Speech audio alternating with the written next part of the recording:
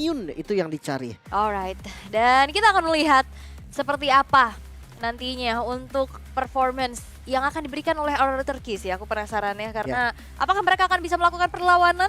Ataukah akan bisa justru mencuri poin? Ataukah RRQ Hoshi akan tetap menjadi pemegang game rate tertinggi juga sejauh ini di babak grup? Dan kita akan lihat sama-sama pastinya eksekusi mereka di Land of Dawn. So Radit, Overscore, dan juga Lim Kocho, take it away.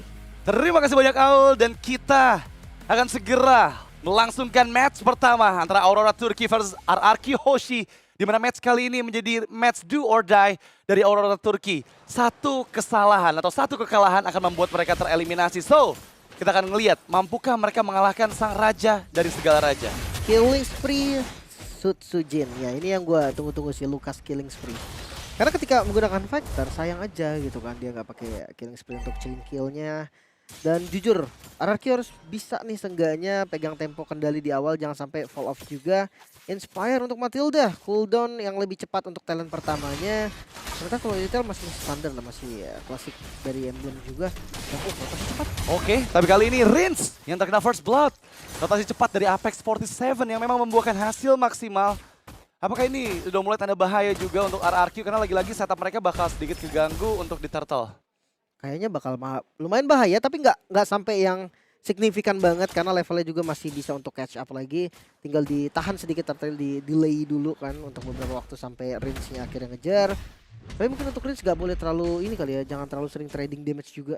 Karena tadi Cecilan di mid ya kan, berarti dia kena poke damage yang lumayan banyak loh sampai bisa di finishing sama Apex. Iya, dan nggak sempat juga ya trigger flicker untuk bisa escape dari jangkauan Apex 47. Sejauh ini Toy yang menerima tekanan cukup banyak, karena Apex 47 pun selalu memantau di mana pergerakan dari pemain-pemain RRQ Hoshi. Di sisi lain Lunar yang sekarang harus berhati-hati. Menghilangnya Idok dari jangkauan Aurora Turki membuat mereka bermain di dalam zona yang aman. Ya, ini nggak bisa terlalu agresif juga karena memang support kan bawahnya dari romernya. Sutsujin ada di posisi yang bagus banget. Oke, belum terexpose, tapi kali ini TNC yang dituju dan langsung Unleash the Beast. Sutsujin berhasil membuat TNC tereksekusi dan poin kill pertama untuk RRQ di tangan Dairen. Lumayan banget ya untuk awalan yang bagus, sementara Turtle juga terbuka. Gak free tapi karena masih di kontes. Yap, reward manipulations, Rins menangkap dua member di sana. Sanguine Claw yang dikeluarkan belum mampu membuat pertahanan dari RRQ Hoshi hancur di area Turtle, dan Sutsujin lagi-lagi retributions yang lebih on point. Kali ini membuat keuntungan untuk RRQ. Masih mau lebih kah? Invade jungle masih dilakukan juga, tapi RRQ sadar dia nggak boleh lama-lama ada di sana. Dari top lane, gold lane sama-sama low. Ya, ini kita lihat benar-benar gimana Aurora Turki juga bisa memaksimalkan early game yang harusnya RRQ Hoshi bisa mainkan di game pertama ini. Mereka mengantisipasi dengan sangat baik, dan Dead Sonata yang baru saja meng-cancel Sigi Boom agar dia recall-nya sedikit terlambat. Lumayan ya. Seenggaknya minion depannya hilang sih. Jadi kalau memang mau ditahan ya atau mau dicepetin juga minion depannya jadi nggak keambil. Sementara pattern jungle-nya masih lumayan bagus. Gue ngeliat TNZ masih dapetin timingnya. Karena dari segi level juga ya so-so lah bisa dibilang. Permasalahannya adalah rotasi ke arah mana nih yang dituju oleh Aurora Turki. Karena masih sampai saat ini gue cuma ngeliat Apex ngebayang-bayangin Idok aja. Iya, tapi Apex ini harus sudah mulai mirroring lagi sih. Karena pergerakan dari Idok yang tadi terbaca di bagian bawah, tapi mapnya masih belum kebuka semuanya. Keberadaan dari Sutsujin yang nggak ke-expose membuat keuntungan untuk di teamfight sebelumnya. Dan kali ini menjadi PR banget untuk Apex 47 agar member-member lain dari Aurora Turki lebih aman untuk bisa mendapatkan farm pattern mereka. Oke, sementara udah selesai nih dari jungle, semuanya udah habis. Berarti PR mereka tinggal ya rotasi, pilih laning yang memang akan jadi tujuan terbaik mereka. Mungkin tempat turtle sih, tempat spawnnya turtle nanti bisa dibilang yang terbaik, tapi ada trapping. Yang ini nggak kalah bagus juga nih. Ini mempersiapkan dua member dari RRQ untuk menjebak TNC ya. Tapi sejauh ini sepertinya makro dari TNC masih cukup aware dengan menghilangkan Sutsujin juga Idok. Membuka visions ke arah orange buff, dan apakah akan dikontes orange buff di bagian bawah, karena ini timingnya tepat dengan turtle kedua yang respawn. Ya, mereka harus pilih sih, nggak bisa ngambil semuanya dan turtle lah yang dipilih seperti oleh RRQ. Apex 47 memang memantau dari area rerumputan sana, dan memang RRQ masih belum terlalu menuju ke arah turtle-nya. Dan kali ini sepertinya timing untuk Aurora juga sudah mulai tepat nih ya, karena keberadaan dari TNC di area purple buff, kemungkinan akan ada kontes yang terjadi di sini. Persiapkan setup di bagian belakang. Retribution setelah dikeluarkan. Sujin yang kembali menerima turtle-nya terjebak dalam real manipulations. TNC still survive tapi dikejar lagi Dairon, dan itu dia momen untuk melarikan diri yang sangat tepat. Backupan pun datang dari Lunar yang membuat nggak ada korban jiwa dari Aurora. Wow, nyaris banget tadi tumbang. Tapi berarti nggak ada korban sama sekali nih. Karena masih berlanjut juga. Flicker akhirnya. Apex mau nggak mau ya defensive Flicker. Oke, memang Aurora berhasil mengantisipasi korban jiwa dari Turtle Team Fight yang kedua tadi.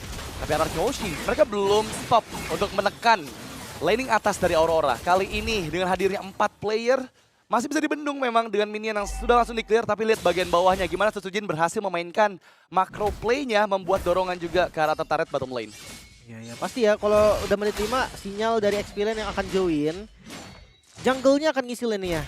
Ya biasanya rata-rata siapapun jungle ya sih, mau assassin, mau fighter, dia akan dikasih dulu. Ya snowball-nya lebih cepat juga. Tapi melihat rotasi, lihat dari segi boom. Ini akan ada pertukaran laning sepertinya karena atas sudah nggak bisa diselamatin lagi. Mereka mau cari pertukaran di bottom lane. Wow, ini dipaksain dengan 3 member yang ter-expose. Sujin yang dituju, Alice the Beast pun gagal untuk membuat Sujin selamat. Backup-nya nggak ada karena Idok berada di bagian atas. Memberikan cover ke arah Toy.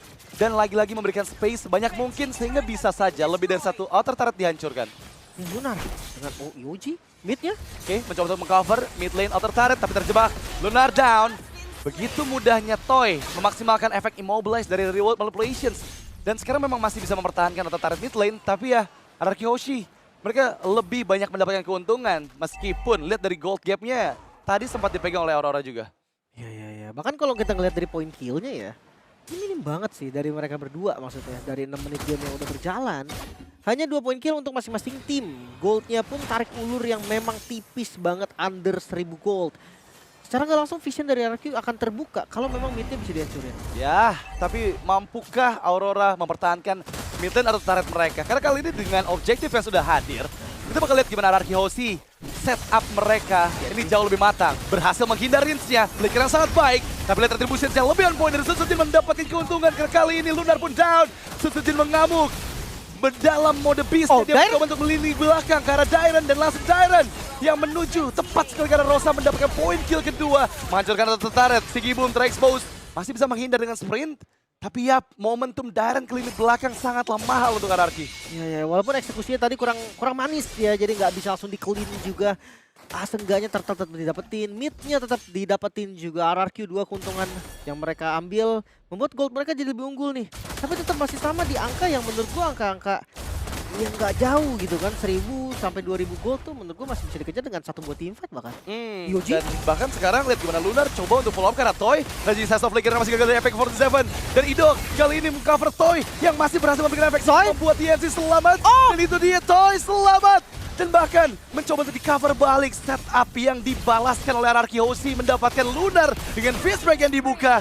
Dairon lagi-lagi memberikan momentum untuk Anarchy Hoshi. Sujin coming in, Alice the Beast, TNC yang dituju, dikejar, dan flash combo yang mendapatkan target kedua. Bahkan Rosa pun hilang. 3 member down dari Aurora Turki membuat RRQ berlipat ganda keuntungan mereka. Counter setup yang begitu manis, backup dari Idok. Guiding win plus flicker bahkan tadi ke bagian belakang yang membuat posisi dari Toy sangat aman dan flash of the Oasis di first item yang membuat Idok bisa menyelamatkan posisi Toy tadi yang udah sangat-sangat terancam, hampir terbilang dead end bahkan. Ya, itu timing yang tepat dari Sleeping Eagle juga ya, karena nangkep TNC yang bisa saja ngasih last hit dengan Evil Queller-nya atau dengan Blade Surge-nya. Dan RRQ, wow, counter setup yang begitu manis, lagi-lagi dipercepat dengan dia movement dari Idok sih. Jadi mereka lebih siap juga untuk setup ketika Aurora mencoba untuk mengisolasi beberapa member dari RRQ. Nyaris banget tadi sebenarnya. Tapi memang foto ini item yang menurut gue sangat-sangat berbahaya ya untuk sekarang ya. Karena bermainnya sama kalkulasi damage. Kalau seandainya salah sedikit aja, itu bakal baik. Apex tertinggal sendirian dan Apex pun down. Insta pick off dari Toy. Yang kali ini membuat stuck dari Skypiercer ada di angka 40. Dan ini akan mempermudah juga Toy mendapatkan eksekusi demi eksekusinya. Udah nggak bisa sih untuk nahan damage. Mungkin di awal ya dia bisa nge-mirror terus, dia nge-streaming terus. Tapi sekarang udah nggak bisa. So Lord, ini akan free untuk RRQ. Oke, Free Lord yang akan dimaksimalkan ke lini atas mungkin. Dorongan memang terlihat dari segi Pum yang sejauh ini cukup aman ya. Seorang diri Rosa Flicker berhasil men-trigger 2 ultimate yang begitu penting untuk RRQ di team fight selanjutnya. Meskipun ada beberapa waktu sebelum Lord yang pertama hadir.